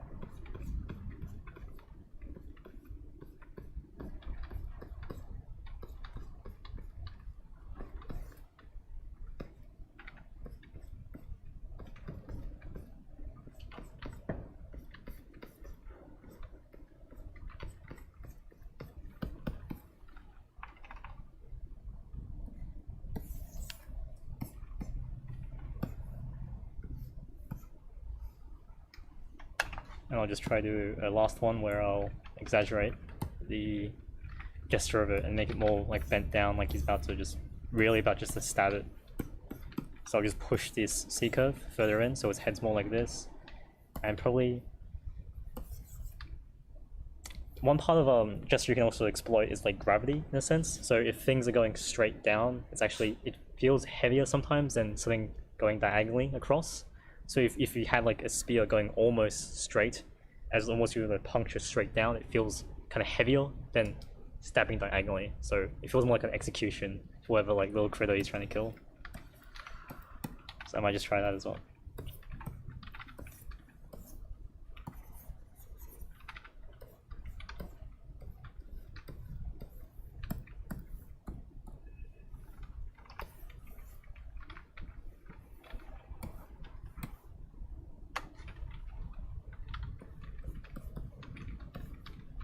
So exaggerate the angle of the shoulders for this. I'll keep the hips about the same, because otherwise they'll break too much. Force the pinch heavier.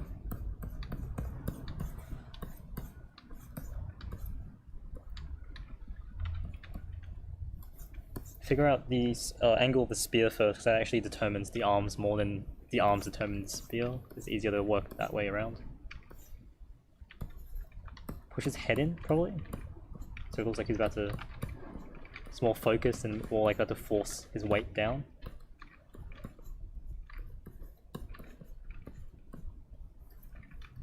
That spear is probably a bit too angled now. Something like this.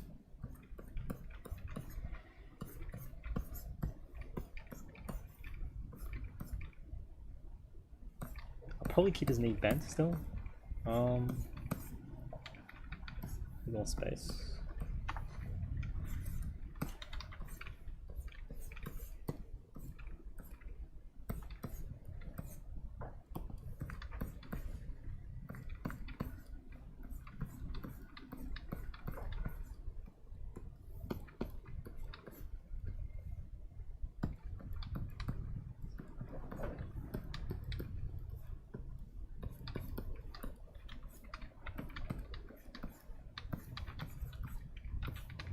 In terms of figuring out like the pinch and the pull, because this is pretty pushed and it's almost like entirely a different pose. By just thinking about, it's partly anatomy and partly just like experience. Basically, you can kind of just understand where it is based on which side of the leg. So if the legs, the top of the leg is always, so the bone is always a straight for the most part, and the bottom is always the curve. It can change in certain circumstances, but it's only when you're pushing the weight, like you're sitting down, and then the curves and the straights can change. Because I know this side is the top of the leg, I can leave that as a straight, as a curve. And because he's pushing his weight here, this will also be a curve. And that'll also be a straight. And I can almost push this into just one straight as opposed to two instead, as well. Two straights does give it a stronger sense of stability though, because like having a fully extended leg does almost like seem like it's going to fracture and snap.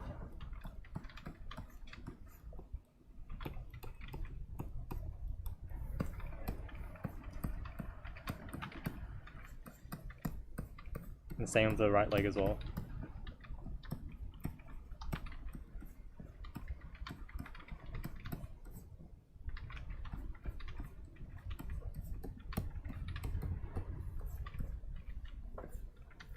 I want to stick this out of the silhouette more, because I think it's too close in now.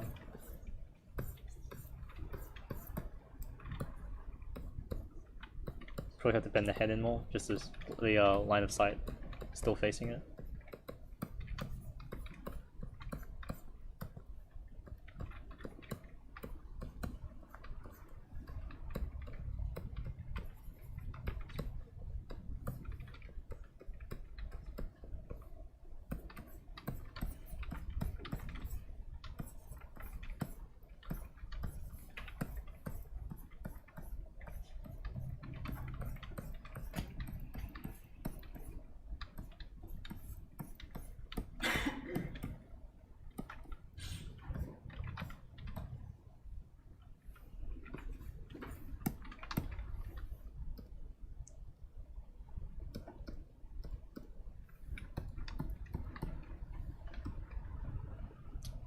Yeah, that's how I would push that pose. It's only 8 minutes left, so any major questions, or like all good chefs as well, I've pre-cooked my meals, so I actually have the original poses and my demo in case things went terribly wrong here as well.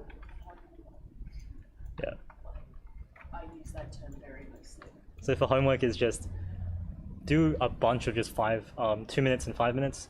For the first 2 minutes, focus on just getting the gesture down.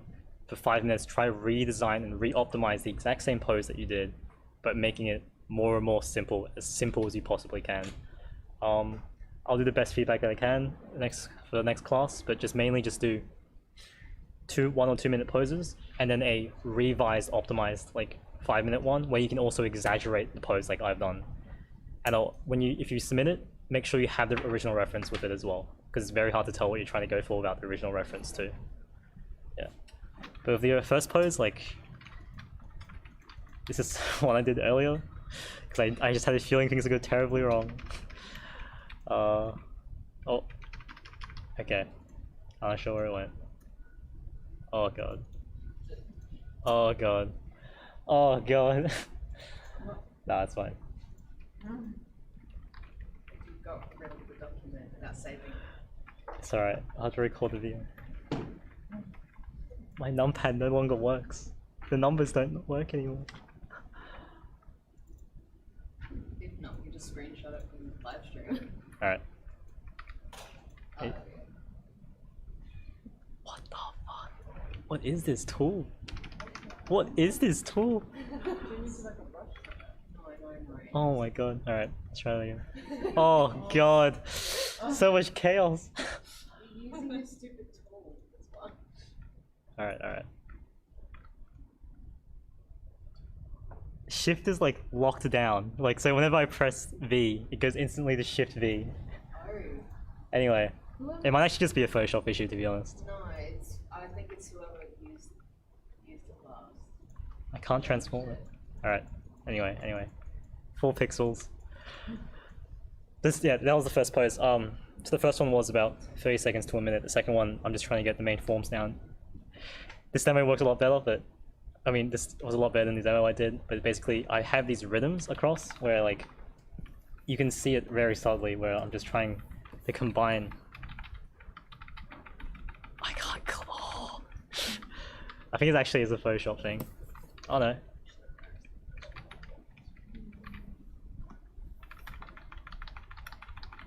Okay, cool. So I have this line here, and it connects, like, it's almost a tangent where it connects back into this line. This line here from this side of the torso connects also back into this line as well. Like, you have these minor little tangents that go through the body, and it adds this sense of like rhythm that's like kind of very subtle. Also, like these curves here, like from the start, I can't control Z. Alright, from the start, I've planned out like this has to be a curve, so I emphasize that curve, and the opposite has to be a straight. The top has to be a curve, so I make the bottom is straight. Planning these out, I can emphasize them and add more of the contour detail as I go later on. I always do, like, when I do the exaggerated version, I always do a little sketches first, because you really need to understand how far you're going to push it. And if it looks bad in this like tiny thumbnail, it won't look good when you actually draw it as well. So that's pretty important. I also did an earlier demo of this one. So there's a few still proportion things still wrong with this, but this arm, for example, is a pretty good example of like having these straights leading to a curve. It has this really strong impact as if you're pulling the muscle really tensely, and then you're pulling it back again with that a pinch on the opposite side. Certain things like, once again, I'm doing these like invisible tangents essentially, where I have this continue that line, so it continues that sense of flow throughout the body. This, it was just an experiment to see if it would work, but I completely made that thigh, top of that thigh just completely flat. Looks kind of janky, but it's kind of graphic at the same time. Might work with some limbs where, like, if a limb is close, like an arm is close to being completely horizontal, try and make it completely horizontal and see how it feels. I've seen some people, like Robert Valley does that a lot as well actually, where he just makes things, he just completely goes with the shape and makes it completely graphic. That's another way of having fun with it. And yeah, and for the caveman one, I did one pose where I pulled it back and one pose where I pulled it forward, where this one, I put emphasis on him being kind of hesitant, so I pulled him back and made him lean less forward and more like, and also raised his arms and reduced the tension in his body, so I made the knees less bent, all that. This one is like the tense one as well, where I pushed him forward instead, and it made his knees more bent, pushed him down, the angles are heavier, things about to like strike. This is more the anticipation of the strike. This is more like coming towards it, and that's how you push the gesture as well. This design, like, I'm trying to also emulate like kind of the Tarzan style, where you have these like very clear tapering shapes, and they're like super simplistic. And yeah, that's I think that's pretty much it. Any major questions or? So everyone, when you, I don't know, want to put your stuff, your homework in, and get Andy to critique it, or I don't know, have Andy to give a look at it. Just make sure to put it in the Discord. I was gonna have a Google Drive for it, but it's probably just easier if you put it in Discord. in under the sessions channel, which is where's the Discord? One last thing when she does that, these are the resources I would use just to. Under meeting plans, sketch club section. Where is it? These are the websites I'd use to. Oh, sorry. That's all good. To get a gesture reference, Line of Action has more traditional poses. Quick Poses also has more traditional gesture drawing stuff, and there's also Croquis Cafe, which costs $3 a month, but their database is fucking huge. Like literally, maybe 200 or so videos of 20-minute life drawings, like life drawing models, just standing there doing different poses. And the same with that Gumroad. Do you have a question? Yep, will do. Cool. What's this one? Oh, you're gonna talk about that? I'll just link them after. They're just Alright. resources. Yeah. So, where is it? Yeah. So it'll be under the Sketch Club category, and under session work. You just because we've got some stuff from our sessions that we've been doing. So, yeah, just put it under there and get Andy to yeah, do it. And make sure you attach the reference with the pose you're doing. Yeah. Yeah, that's a good idea as well. Yeah. The next workshop will be. It's not very intro at this point. It's kind of fairly advanced. It's we'll be covering force. So I'll basically be summarizing most of the force book, and it'll be a mixture of like understanding how rhythm works specifically, and also shape design. So that'll be the next workshop. Do they have to use the same references you used? No. Anything you want. Yeah. I don't know. Talk about that as well. That's all. Thank you very much. Have a good one. See you guys tomorrow. Toss. Now piss off. I thought it was up to 3. I didn't realize this was only up to 2. Oh, right. So we're running out of work. 5. Oh, right. They'll have like 1 hour over. Oh yeah, guys. By the way, on Wednesday and Thursday, Duncan has some life drawing sessions in here. Wednesday and Thursdays. Wednesdays on 1 to 4, I think, or 3, and Thursdays 4 to 7. It'll be in here and with the gestures and stuff. So if you want to do life drawing as well, there, that's an option. So yeah, all right, bye. See?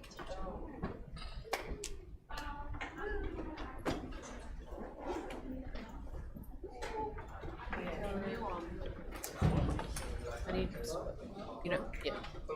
Stop. You can stop it after, but yeah. Oh yeah. I'll just